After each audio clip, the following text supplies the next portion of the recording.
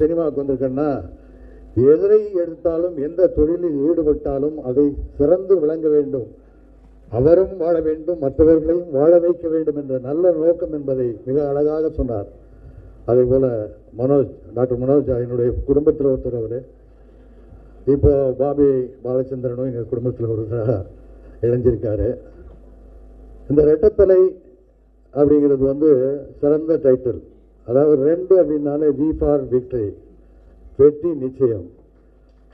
இந்த படத்தை இயக்குகின்ற திரு குமரன் அவர்கள் அவரை பற்றி மிக அழகாக ஒரு மாஸ்டராகவும் இருக்கார், ஸ்டூடெண்ட்டாகவும் இருக்கார், ஹெட் மாஸ்டராகவும் இருக்காருன்னு சொன்னாங்க. ஒருத்தர் பேசும்போது அவர் ஒரு ஜெயில் வார்டன் அப்படின்னாங்க.